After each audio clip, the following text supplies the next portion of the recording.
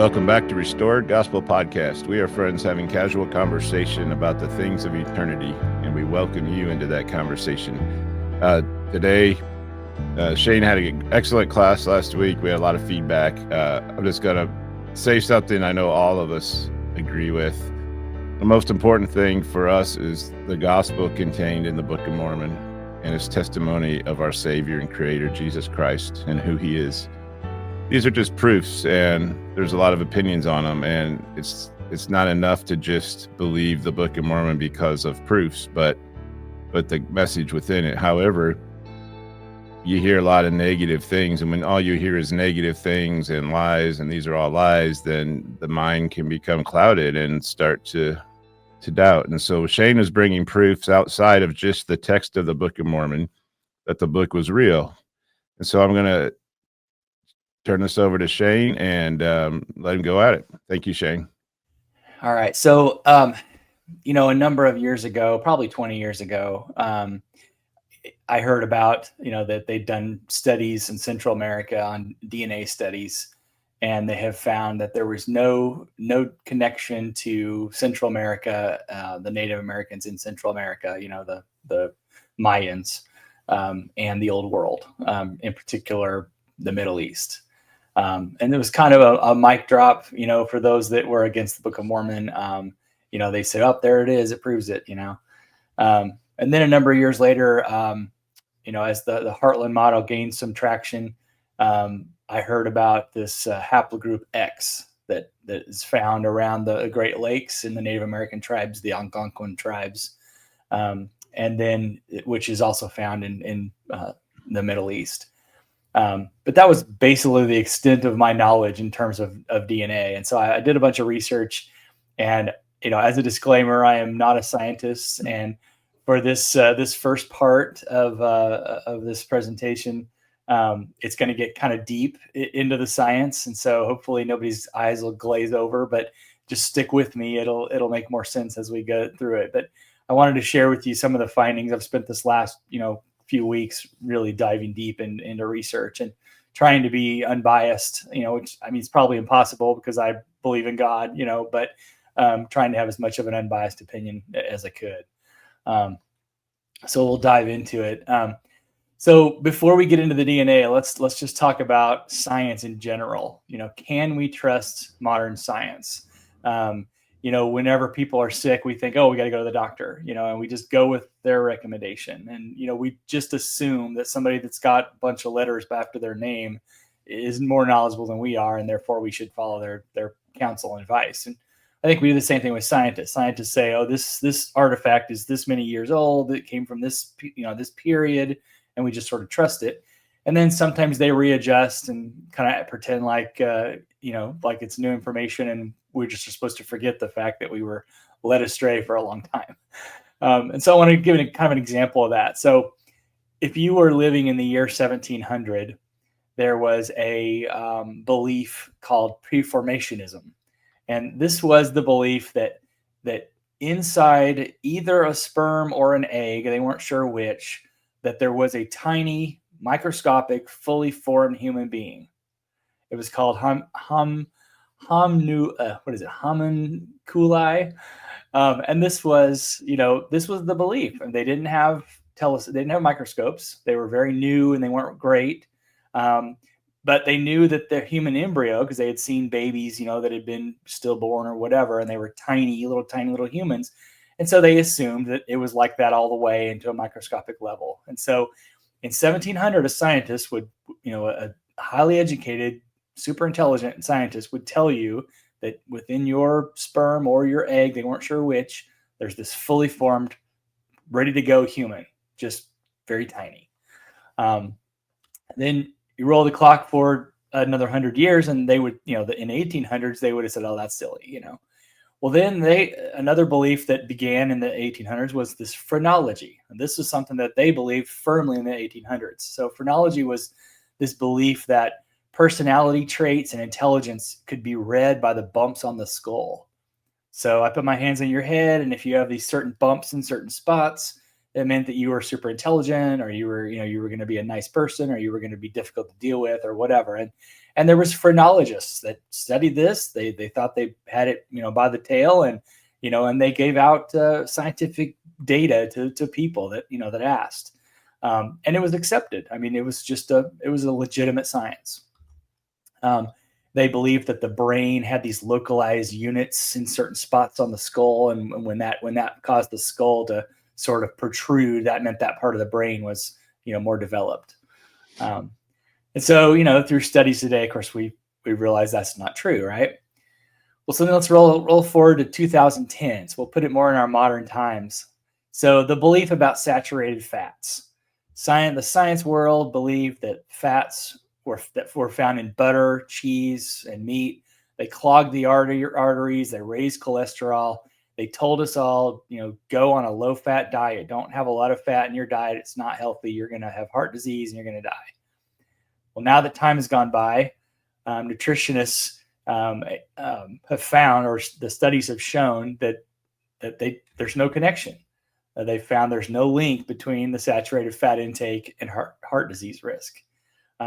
So what used to be, you got to eat low fat, and you've got to just eat margarine, no butter. Now 15 years later, it's the opposite is true. And so, there are good things that science brings. The basic idea of studying our world and trying to understand it, I think, is a wonderful thing. But the premise that much of science is built upon is this idea that we were not created, but that we were through process, natural selection, we just sort of mutated over time and became what we are through evolution. Scientists today, when it comes to the saturated fat issue, they focus on carbs. So it just really depends on when you lived, and what period of time you lived in is what you believed, because science told you should believe that. And that's why it's so wonderful that we have the scriptures that we can look to as a foundation, as a source. All right, so I want to ask you guys a question. How old do you guys think the Tyrannosaurus Rex is? Just throw a number out there. 1 million. 1 million, okay.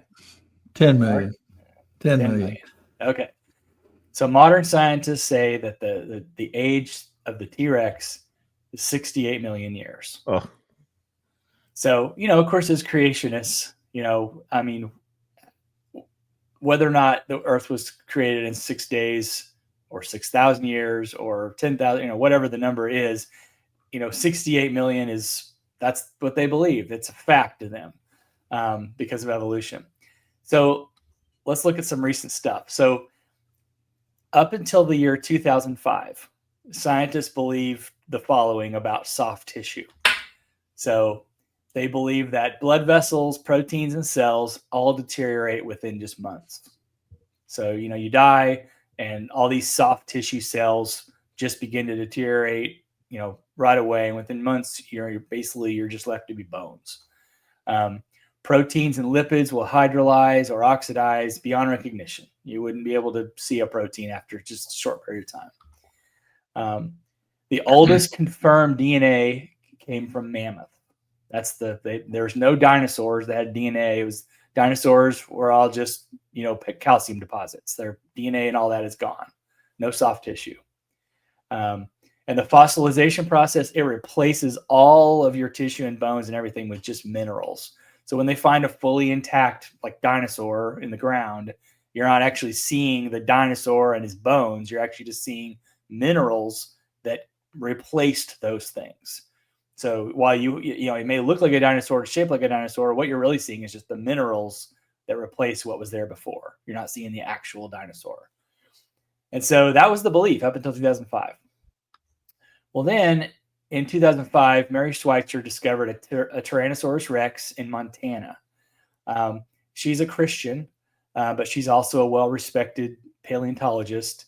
And they were excavating this T-Rex, and in the femur bone, the big bone of the leg, she was very kind of cutting edge and decided to drill into it and look at the interior of it, do some tests on it, that kind of thing. And so what she found was that it actually had soft, stretchy tissue inside that femur bone. from a 68 million year old dinosaur. It also had blood vessels. It had red blood cells. It had collagen fibers. And since 2005, scientists have actually found soft tissue in hadrosaurs, triceratops, and mosasaurs. So what in 2005, prior to her discovery, if you told any paleontologist that there was likely soft tissue in some of the big dinosaurs' thigh bones, they would run you out of the room. They would completely mock you. And yet here we are in 2005, and now everything's changed. The science world reacted really strongly to it. One of the quotes said, "The reason it hasn't been discovered before is no right-thinking paleontologist would do what Mary did with her specimens." So this guy was mad that she drilled into the thigh. And how dare you drill into the thigh? We all know it's all just minerals. Why would you do that? The fact is that she found, soft tissue in a supposedly pure, fossilized dinosaur. But he didn't care about that. What he cared about is that she broke the right thinking way. Here's another one. Schweitzer has not proved that the elastic tissue she found actually consists of molecules from the original dinosaur. So they're trying to pick this apart. How can this be? This goes against all modern thought. Here's another one. This is out of Discover magazine. By all the rules of paleontology, such traces of life should have long since drained from the bones. It's a matter of faith among scientists that soft tissue can survive at most for a few tens of thousands of years, not 65 million, since T-Rex walked what's now Hell Creek Formation in Montana. So even though she found it, she did all the right tests, she had it in a controlled environment, everybody's just kind of in disbelief. And I won't read this one because of the choice words at the beginning. But, this guy, this Dr. Jack Horn, darn it, Mary, the creationists are just going to love you. And really, that's a real indication of, this is really at its core, it's a battle between those that believe in God and those that don't. And modern science is trying so hard to show that there's no God.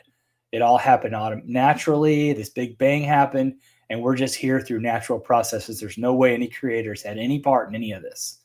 And then go ahead. I was gonna say that's a really important point, Shane. Just like, in the church, if you have a slant or a prejudice against Mormonism, you're going to view everything from a certain lens. If you want to know, if you're in love with the church, you're going to view it all from a certain lens and make everything fit, no matter how hard. You can argue for infinity and never change. So this is, you're showing that we think that science is just this sterile, analytical, data-driven, but it's made up of people who have presuppositions and prejudices. And so they can make the data say what it wants to say. I think that's a great point you're bringing out. I love this, as we get into the DNA. Yeah, it's just another side of the same coin with manifest destiny that we went over last week, where the Smithsonian said none of this can be, what it appears to be. Right. Yep. All right, so let's go to the next one here. So this is just kind of a little side note. So this guy sitting here is an Oneida Iroquois of the Turtle Clan. He grew up on their Indian reservation, the Iroquois reservation, just outside of New York. This picture was taken in 1872, and so now you look at this, and you got this young white guy, and the question would be, did they have the same DNA? What do you guys think? I would say no, or some yes, but I don't know. I know nothing, so I'm gonna zip it. Right. Well, we have these presuppositions when we look at, things like this. Is that you, Shane, in high school? Yeah, actually, it is. It's me. Is it? It is. Yeah. Oh, it really, that wasn't a toupee back then, was it? No, I actually had hair once. Yeah. But this guy right here is my great grandfather. He's full-blooded Native American. But looking at the two of us, you would never suspect that. We grew up in different parts of the country. I never met him. He's full-blooded Native American living in poverty on the reservation. I mean, there should have been no connection whatsoever. But the only way to know that the two of us were related would be my stories of knowing who my grandmother and my grandfather and great grandfather were, and having the documentation to show it, or a DNA sample from him to compare to mine, and you would find these markers, that the mutations and things that fit to show that, okay, yeah, this person descended from this person. And so my point of this slide is that you have to have the original source material in order to know for sure that somebody descended from somebody else. You can't just go by what seems obvious, And so let's talk a little bit about DNA. So, we hear it talked about a lot when talking about the Book of Mormon. And so I think it's important that we educate ourselves a little bit on it and understand it. And these next few slides are going to get maybe a little bit deep, but just hang on. It'll all make sense when we get through it. So DNA was first discovered in 1869 by Friedrich Miescher. In 1944, a DNA was identified as genetic material. In 1953, its double helix structure was revealed. And then in 2003, the Human Genome Project was completed. So they mapped out the genes of humanity to understand, what they're looking at. The DNA stands for deoxyribonic. You want to try it, Mike? Deoxyribon. No, I don't. Mark, okay. Nucleic acid, right? Yeah. Anyway, that's what it stands for. It's the molecular blueprint for all living organisms. So animals have it, humans have it, anything alive has DNA. It carries information regarding growth, development, function, reproduction. Basically, it's your blueprint for who you are. It's a double helix structure. It's two strands that are twisted together, kind of like the illustration there. It's like a staircase. Its building blocks are made up of nucleotides. Each one has a phosphate group, a sugar, and then one of four nitrogenous bases, which is adenine, thymine, cytosine, and guanine. And so A, T, C, and G are the four letters that are used to represent DNA. And so A's pair with T, C pairs with G, and they're all held together by hydrogen bonds, not bombs, bonds. So DNA isn't just a molecule; it's basically a language. It's written in four letters, and it in various combinations of all that build all the elements of living things. And it's really fascinating how God did it all this. So before a cell divides, DNA copies itself to serve as the template for the next cell. So it'll make a copy of itself and then make the next cell and use that to make a copy, and it just keeps this process going. And that's called semi-conservative replication.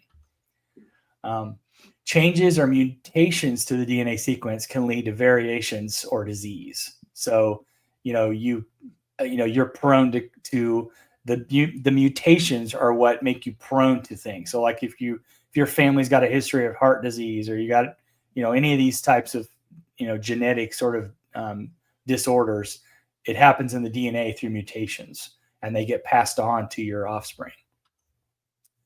And then genetic inheritance are traits that are passed via DNA and genes that are the chromosomes of the cells. Okay, so that's just kind of a high-level basics of DNA. And so I want to talk about mutations. So mutations are when things break down. Things don't do what they're supposed to. Stuff gets removed, stuff gets altered. And that's where a lot of our DNA studies are centered around, its mutations. So you have different kinds of mutations. You got replication errors. So sometimes when a cell is replicating itself, during that process, it won't make an exact copy. There'll be something missing. And so the next cell is not exactly the same as the previous. Environmental factors can also affect DNA.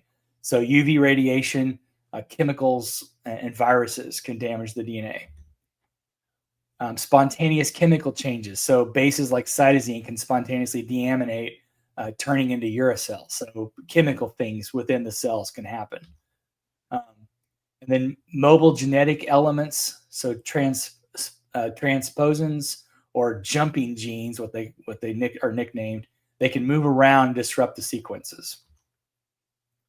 And so you can also have DNA repair failure. So there's mechanisms in your body to repair broken DNA, and sometimes those will fail to do it, and then it just becomes a permanent change.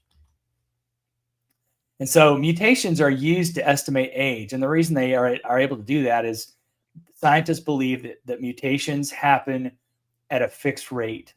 So it's the molecular clock hypothesis, and so this is where we get into the theoretical. So I mean, DNA is real. They understand that they've mapped it, they see it, all that. But there are some theoretical elements surrounding DNA, and that has to do with the mutations. So there's this hypothesis that you can compare DNA sequences, and you can estimate how long ago there was like a divergence between two individuals. So, and keep in mind, it's a theory, but they believe these mutations happen at a fixed rate. And so there's another thing called somatic mutation accumulation. So when an organism ages, mutations will build up in the somatic cells. So the older you are, the more mutations you have. So that's why you see, as we age, skin starts to get thinner, start to get blemishes, start to get skin tags and different things. That is your DNA breaking down and mutating. And so the copy that it's making is not exactly the same as the previous version of the copy. And so I think when God, when in the end, when we're restored back to our bodies, it'll be back to your perfect DNA that does not have the mutations, which is kind of a cool thing. And so what people don't realize is that this whole DNA studies about mutations and all that are tied into this idea of evolution again. And I'll show you how. So there's shared mutations. These are organisms with similar mutations that likely share a common ancestor. So they say, okay, this group of people and this group of people have the same mutation, so therefore they must come from the same ancestor. And again, this is all just theory, right? There's cladistics. So it's scientists group organisms into clades based on shared mutations. So if if Mike, you and Mark have the same mutation, then you kind of become a family group. They say, well, these two are related in some way in their past. They're connected. Then there's genetic distance. So the number of differences between DNA sequences is used to build evolutionary trees. So like they've looked at the DNA of humans and chimpanzees, and they're 98.8% the same. So therefore they must be related. So that's, we're again tying evolution into this, saying, oh, well, chimpanzees and humans came from the same original beginning, right? And then through mutation and change, they became separated, to like they are today. And so then with these mutations, they divide these groups into what they call haplogroups. So in humans, mitochondrial DNA and Y chromosome mutations. So mitochondrial DNA is the DNA that comes through your mother, and the Y chromosome mutations come through the man, the father. And these two types of DNAs and the mutations that are associated define haplogroups. So your lineage can be traced maternally or paternally, but they use the haplogroups to group people together. So you've probably heard of haplogroup X. That's been a common phrase through this whole process, where we've said that haplogroup X was found around the Great Lakes, and haplogroup X is also found in ancient Israel. And so that's why the two are connected, because they believe that there's this ancient connection because of these same mutations. Okay, so these are some assumptions. There are 7 assumptions that scientists make when you're talking about DNA. They assume that mutation rates are constant over time, which isn't proven. I mean, you've got DNA was just discovered in the last couple decades. So we don't know what DNA does over thousands of years. It's all just theoretical. And they also could be affected by environment and biological factors. So if you're a Christian, you believe in, like Noah and the flood, the earth had a firmament over it. So everything would have been different then. There wasn't rain, the barometric pressure, everything would have been totally different. That totally would have affected DNA, which is probably why prior to the flood, people lived to be 900 years old. And after the flood, it dropped to like 120, 130. So that is an environmental change that would have directly affected human life. Another assumption is that modern haplogroup distributions reflect ancient populations. So saying, that, okay, this haplogroup, whatever, A, that is found here in Northern Africa, for example, all people that have A must have come from this region of the country. But it ignores the fact that people migrate. It ignores the fact that people assimilate other cultures and intermarry. You think about human history, you look at, even like Tower of Babel, they were scattered all over the world after that. You've got the migrations of the Jaredites and the Mulekites and the Nephites. You've got the Babylonians that took all the Israelites into captivity. You've got the Assyrians that did the same thing and scattered them all over their empire. So you've got all this intermixing of races, and you've got like people that were conquered, and they raped the ones that they conquered, and you got pregnancies that come out of that, and all that affects the gene pool. And then you've got the ancient DNA. They believe that the ancient DNA samples are representative for entire populations. So they might go in and they say, "Oh, look at this! We found this body of this man in a cave from 5,000 years ago. Well, so now let's look at his DNA. Well, then he's representative for all the people in that area, and that's just not good science. I mean, a small sample size cannot represent a whole entire group of people.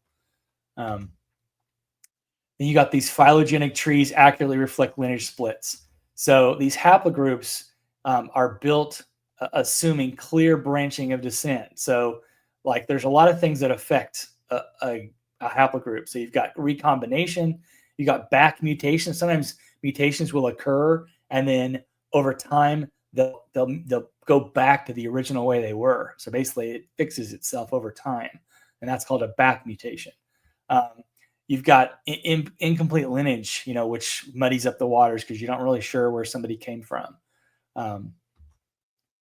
And then another one is haplogroup genetic markers correlate ethnic groups. And so by saying, this area of the country has, let's say, all Black people, so therefore everybody with these markers is from this part of the country, and they're from this ethnic group. But that doesn't work when you have cultures that are assimilated, when you've got people that are conquered and taken over and then intermarrying and all that. It just doesn't work for that. So these assumptions are what have led science down many wrong roads when it comes to DNA studies. Another one is geographic origin can be inferred from haplogroup roots. So if you've got a group of people, they're all like, let's say they're all, Asian looking, and they're in this part of the world. Well, that must be the geography for this haplogroup. And that just is an assumption we can't make because thousands of years have gone by and people travel. Things happen, you have pests, you have like plagues and stuff that causes people to migrate. You've got war where people are escaping. And so you've got all this movement around the world. To think that everybody just sits in one area for thousands and thousands of years is kind of silly. And we know from scripture, both Bible and Book of Mormon, that the migration was happening all the time. So and that's just based on speculation. It's, there's just making a lot of assumption here. So another assumption is that ancient DNA is free from contamination. So a lot of times they'll find a body in a cave, and they take the DNA sample from that body and they assume that everything's fine, and they can use it as a base. But just because they had strict lab protocols doesn't mean that the body wasn't already contaminated by something in its environment, some chemical or some, something in the air, something in the water. And there could have been a lot of things that could have contaminated the DNA of the individual that make it not a good sample. So there's all these assumptions that they make, and they base all of their proclamations on these assumptions. And the lay person doesn't know how this works, and so we just trust them. Any thoughts or questions before I move on? I had one thing. This DNA stuff's fascinating. I was reading and researching a few years ago on fasting, and listened to a lot of both doctors, such as cardiologists, actual medical doctors, and other resources. But one thing was really cool.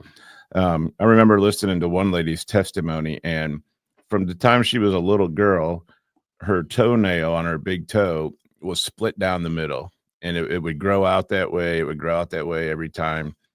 And she began fasting, and unbeknownst to her, soon after that, that toenail was completely fixed. It grew out completely normal. And there's evidence that even fasting allows DNA to change and, like you said, go back or correct itself. To me, that's one little example, but you wonder, though, righteous people who are fasting and praying to the Lord, does that actually change their DNA versus a wicked people? There's many variables that go into that. So this is interesting what you're bringing out, but I thought that was cool. That is cool. Yeah, I've heard that fasting will allow the body to repair itself, because it's not working on digesting the food. It can focus on repairing cells and stuff. So yeah. Cool. One other thing that came to my mind as you're talking, it's crazy that God has marked us. It says in the last days the sins will be revealed, and I don't want to misinterpret the prophecy, but all things will be made known. And not too long ago, there was a phenomenon in the 70s, 80s, 90s of these serial killers across America. And one of them was the Golden State Killer in California that just wreaked fear through people for years. And that killer was recently found by reverse tracking DNA, because of all these databases now. But even so someone of his relatives way down the line submitted their DNA, and they ran these tests, and then they go back and they start eliminating people. But even that took hundreds and hundreds of hours, and we're just looking at a few years, right, of tracking backwards. So now imagine over 2,000 years or 1,800 years, or how much things could change, right? Yeah, for sure. Yeah, this is way more complicated than any of us. It's not just a super simple thing where you can just like, oh yeah, it's got that. Well, that's who it is. It's very, very complicated. And then when you add in the underlying beliefs about evolution and all that, that's how they're doing all their dating and all that. All that is believing that we were not created. So. I just to add, I do think that I thought a lot about this with the scripture: the sins of the fathers shall be answered upon the children to the third and fourth generation of those that hate me. And I do think traits and things through mutated DNA can be passed down to our children, and so I think that's to me, this has always been a possibility for the literal or fulfillment of that kind of prophecy, or that thing by Jesus, that things in your body change and you pass them down to your kids. And well, I think that happens. Yeah, I think so too. Yeah. All right, so I'll keep going here. So the Kennewick Man, this was a body that was found. It's the most well-preserved Native American to date. He was found in Kennewick, Washington, in 1996 along the Columbia River. There was a couple of college kids that were hydroplaning when they found him by accident. They radiocarbon dated him to be between 8,400 and 8,690 years old, approximately 6,500 BC.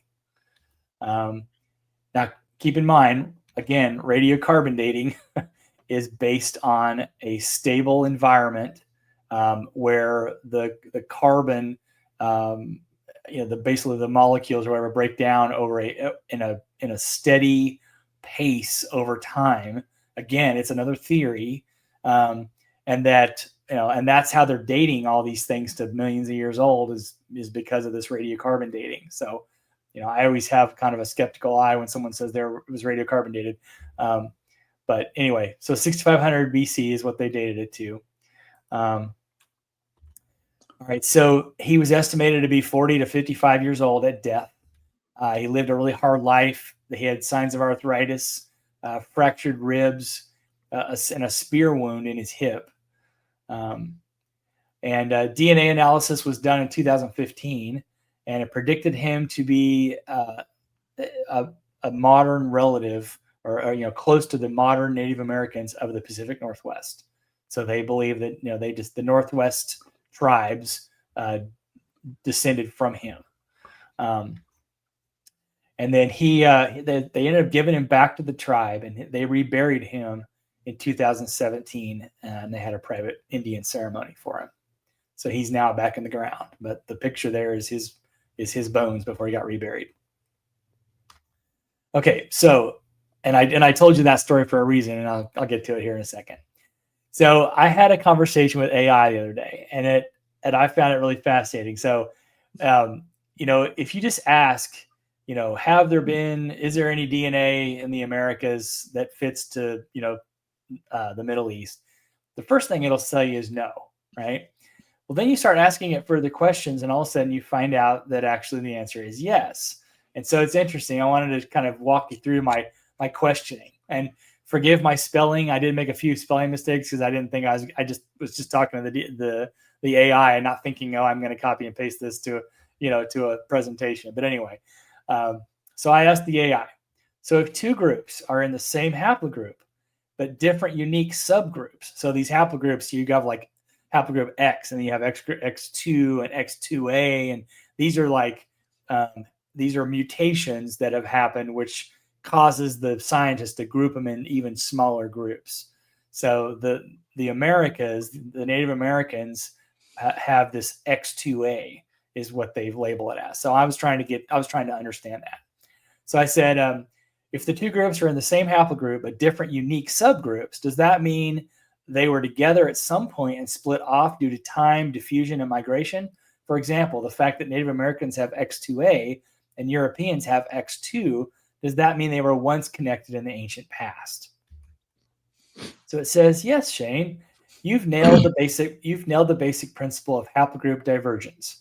When two populations share a haplogroup but have different subclades, like X2 in Native Americans and X2 in Europeans, it strongly suggests that they descended from a common ancestral group and then split apart due to migration, isolation, and time. So what it's saying right there is that if you have X in your DNA, then at some point you were together. But of course, it's saying that it was a long, long, long time ago. And then it said the divergence likely occurred 13 to 14,000 years ago, consistent with early Paleo-Indian settlement. This implies that X2A and X2 share a common ancestor, but their lineages split before the Americas were fully populated. Okay, so of course the 13,000 years kind of sets off alarms for me, so I asked it some further questions.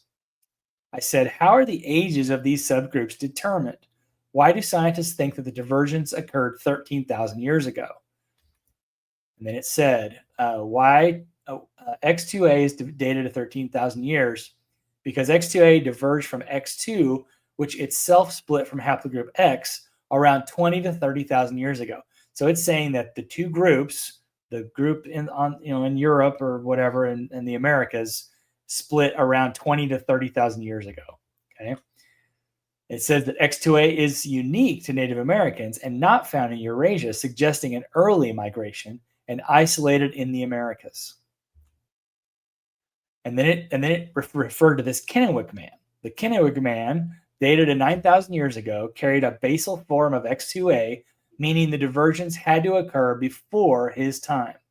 Okay, so that got me to thinking, all right, well, what if it was not using the evolutionary timelines? What if it was using, the young earth or the Christian creation timeline? So I asked this question. So if the dating of the Kennewick Man was far younger, like the young earth model, how would that affect the dating? So it said, if Kennewick Man were dated according to a young earth model, which typically places the age of the earth at around 6,000 to 10,000 years, it would radically shift the interpretation of his genetic and archaeological significance.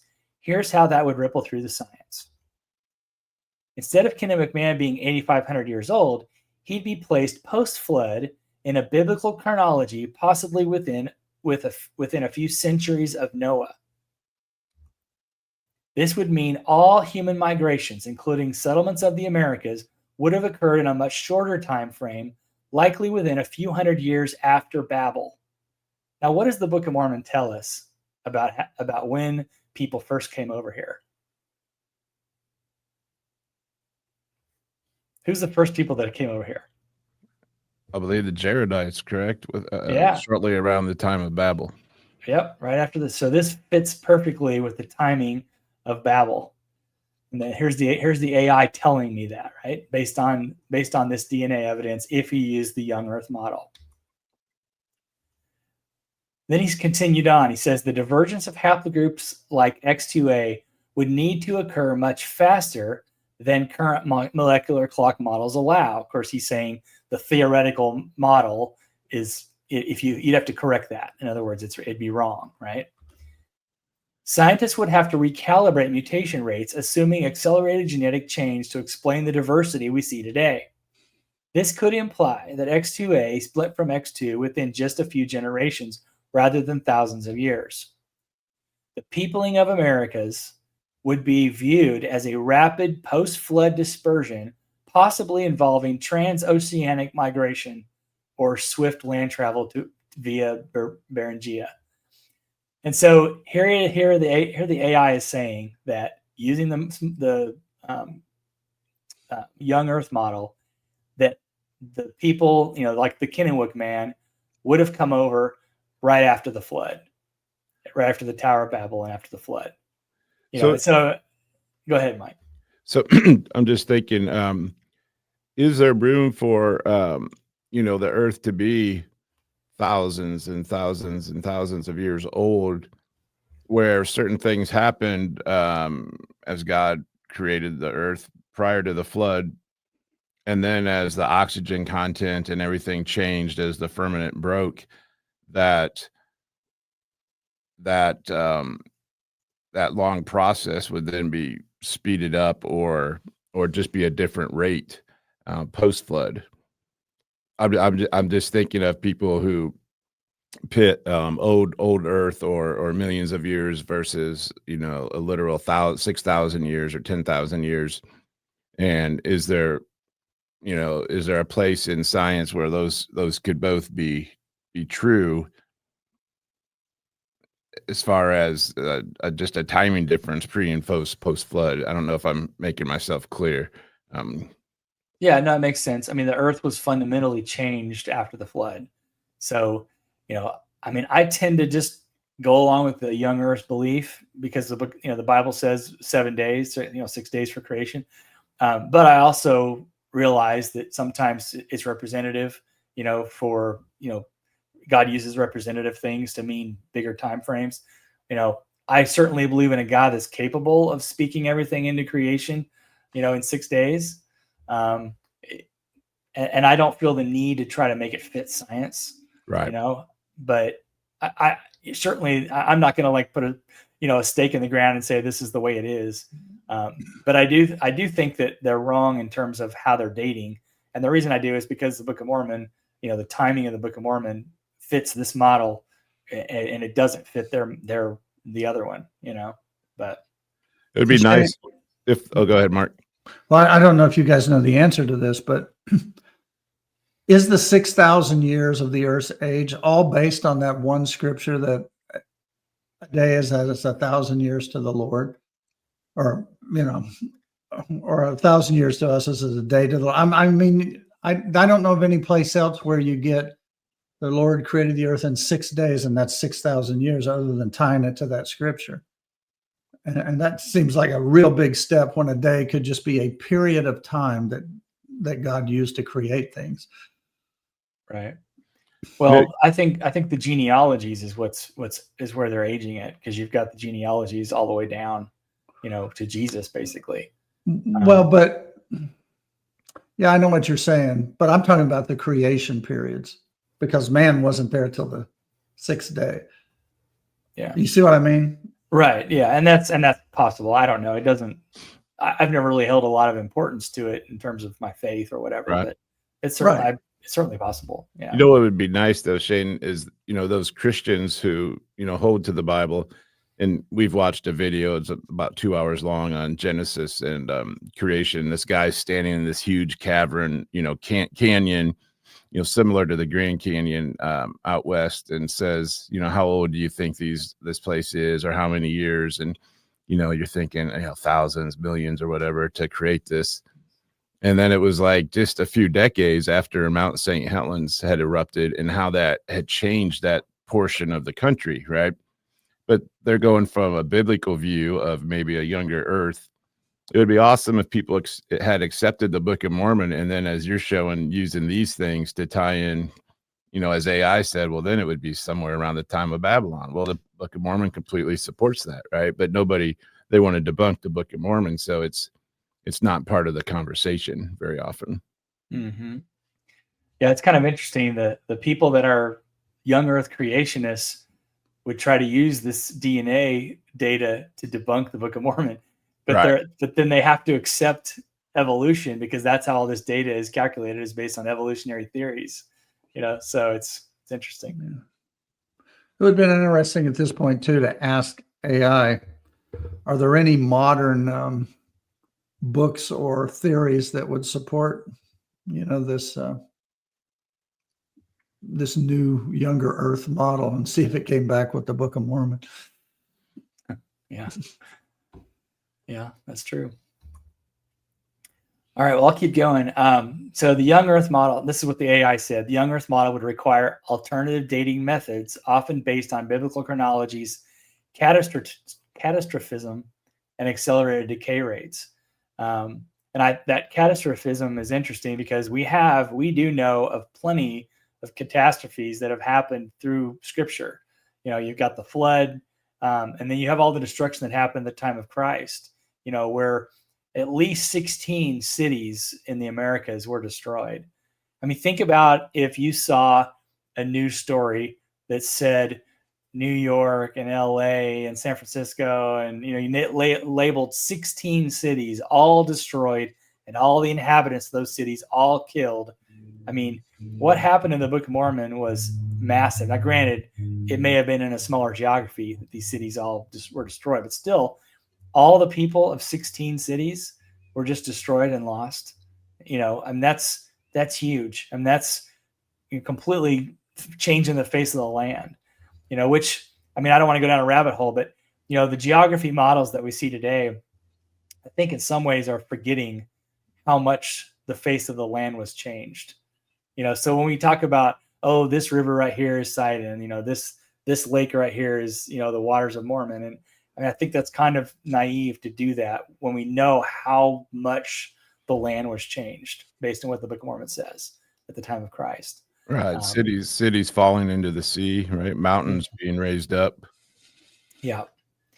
So anyway, I think we tend to think about like what's right in front of us. So like these scientists, they're thinking in terms of, oh, okay, the Earth's been just like this, for millions and millions of years. Let's extrapolate this math out to, so now these dinosaurs are 65 million years old.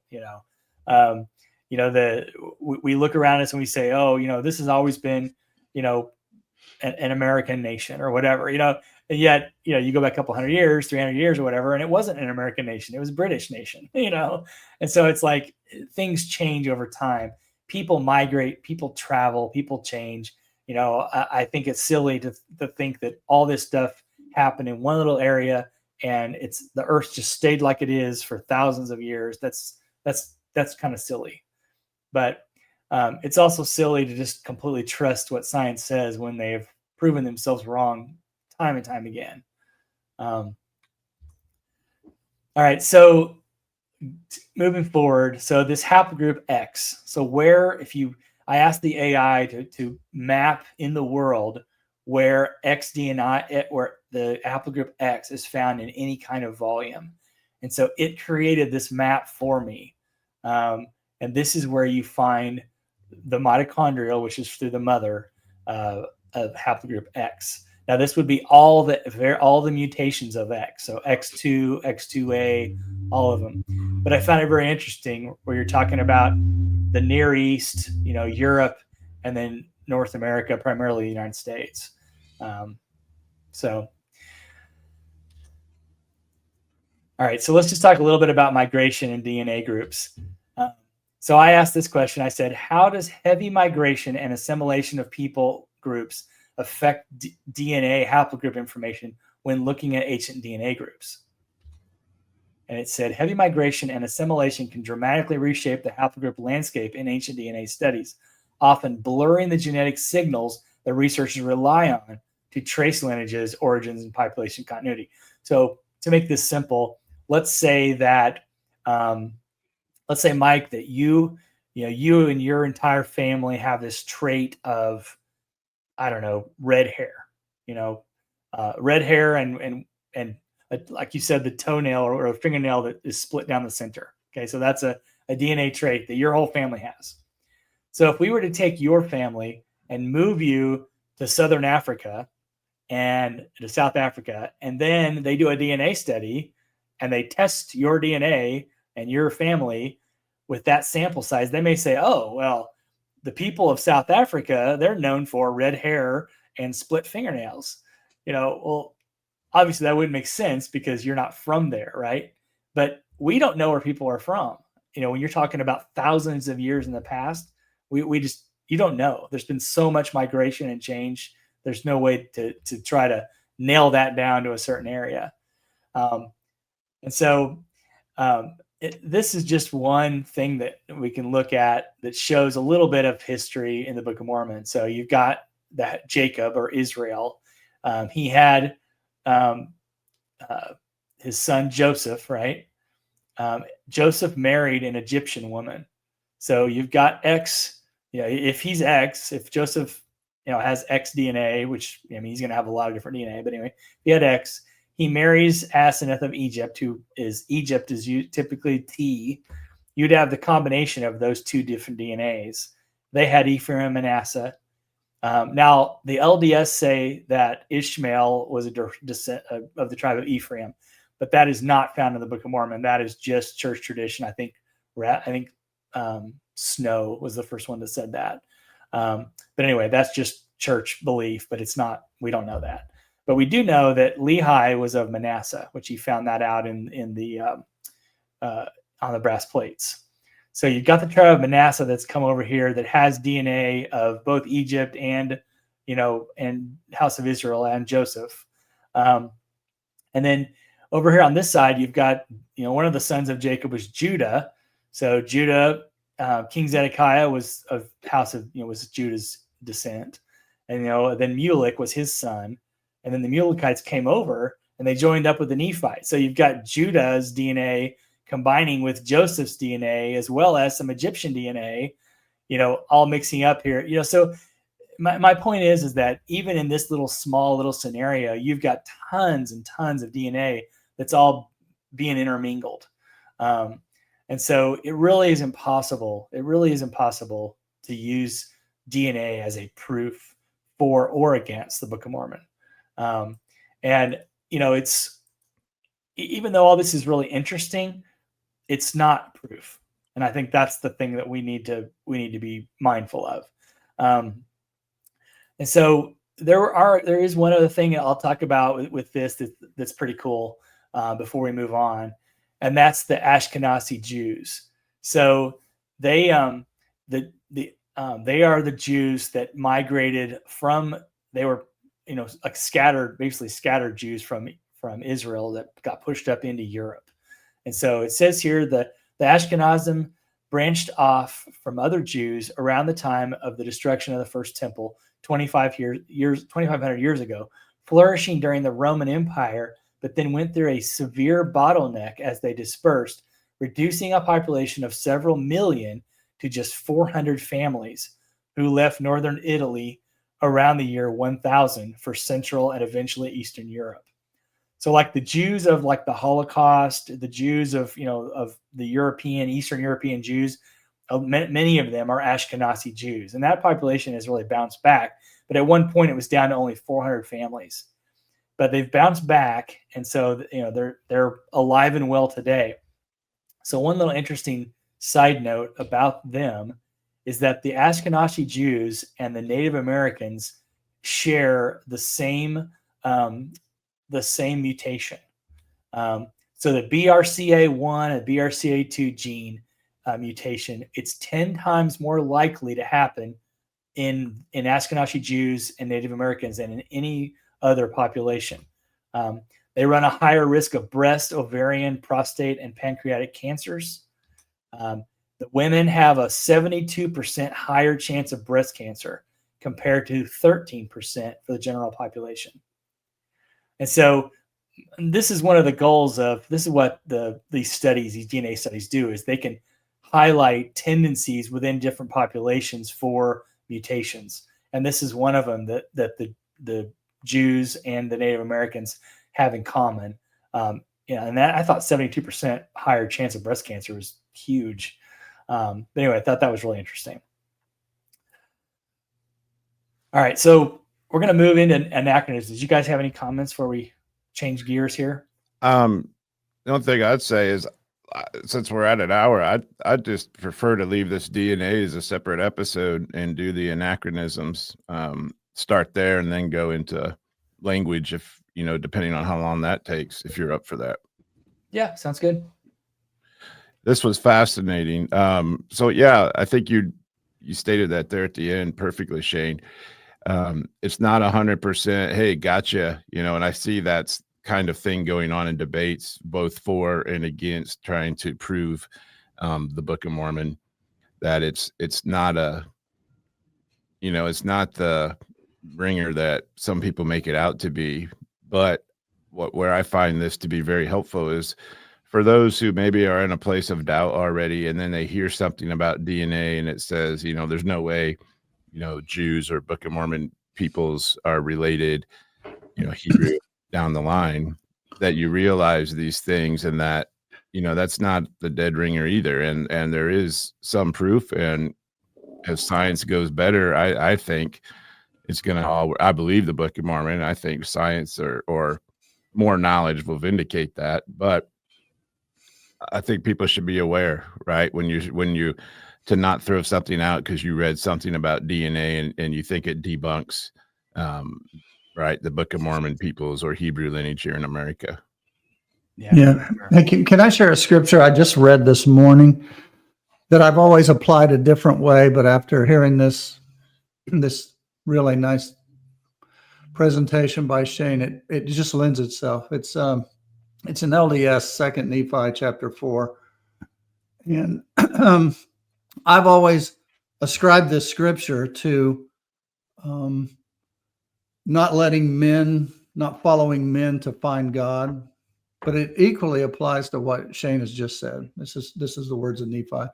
O Lord, I have trusted in thee, and I will trust in thee forever.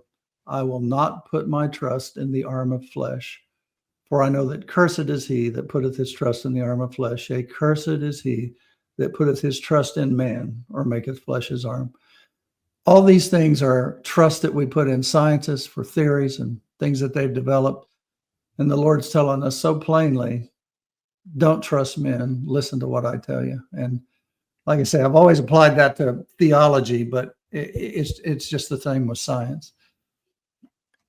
Yeah, it's a shame that we don't. That if scientists would believe in God and realize that they are a creation, that they're not the creator, then we could study all these things with awe and wonder.